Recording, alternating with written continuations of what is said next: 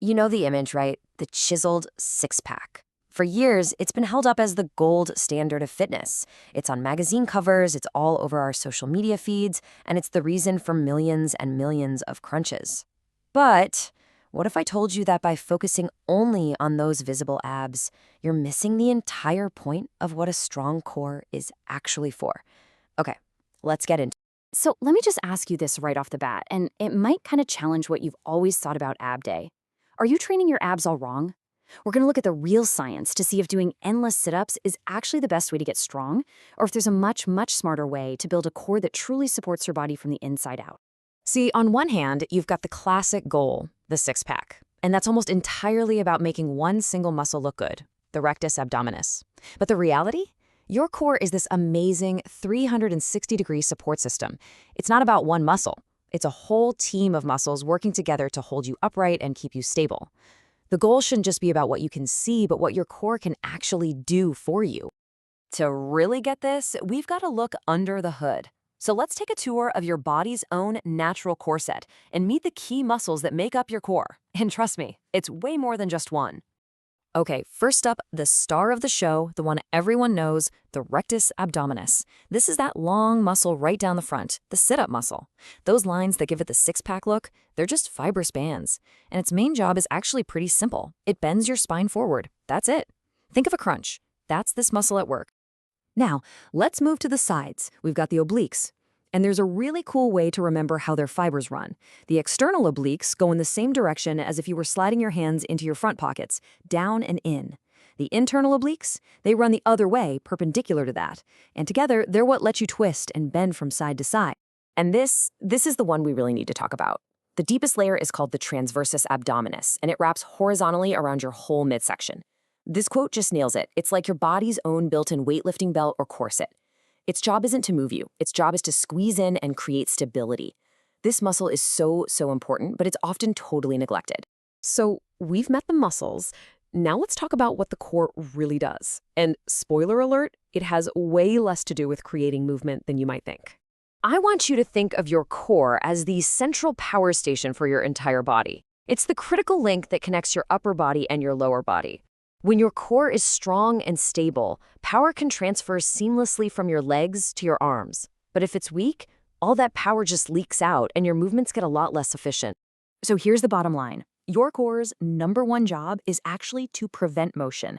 It's all about providing a stable base for your spine and pelvis, keeping your posture in check, protecting you from dangerous forces, and creating that internal pressure, that bracing you do before lifting something heavy. It's a protector and a stabilizer first, and a mover second. Okay, this all sounds great, but what does the actual science say? Let's check out the research and see what kind of impact core training has on everything from athletic performance to, everyday back pain. So a recent review looked at a bunch of studies on competitive athletes, and what they found is pretty fascinating. The data showed that core training gave a real significant boost to sprint speed and dynamic balance. But for things like how high you can jump or how agile you are, the results were kind of all over the place. So what does that tell us? Well, it suggests that a strong core is amazing for stability and moving fast in a straight line.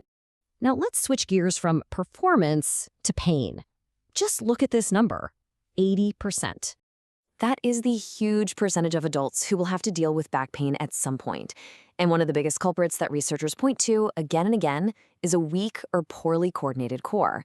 When those deep, stabilizing muscles aren't firing right, all that stress and load gets dumped right onto your spine. And that leads to pain. But there is some really good news here. A 2023 study took a group of women with chronic low back pain and put them on an 8-week core stability program. The results were crystal clear. The group doing the core exercises had major reductions in their pain and disability levels, and they got a lot better at balancing, both when standing still and when moving. It just goes to show you that the right kind of core work can be an incredibly powerful tool. So what does the right kind of core training actually look like? Well, it means moving away from endless crunches and focusing on exercises that build stability and function, the exact things the science tells us are so important. First up, we've got an exercise that looks deceptively simple, but it is incredibly effective. It's called the dead bug. So here's why the dead bug is so great. It teaches your core to stay perfectly still and stable while your arms and legs are moving. Unlike a crunch, you're not repeatedly bending your spine, which can be stressful.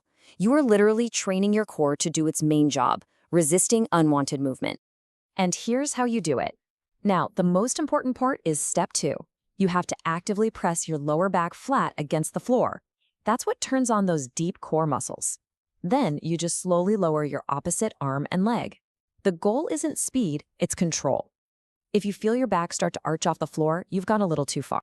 All right, next up is an exercise that's an absolute classic for a reason, the plank. With the plank, proper form is everything. Your body should be a perfectly straight line from your head to your heels. And the real key, like it says in step 2, is to squeeze your glutes and brace your abs like you're about to get punched. That's what stops your hips from sagging, which is the most common mistake people make. Oh, and don't forget to breathe. And finally, let's look at an exercise that might be new to a lot of you, but trust me, it's an absolute game changer for building a truly strong core. It's called the Pallof press. Now, the magic of this exercise is a concept called anti-rotation.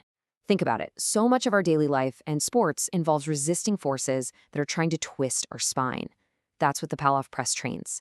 By holding a resistance band and pressing it straight out from your chest, your core has to fire like crazy to stop you from being pulled back and twisted.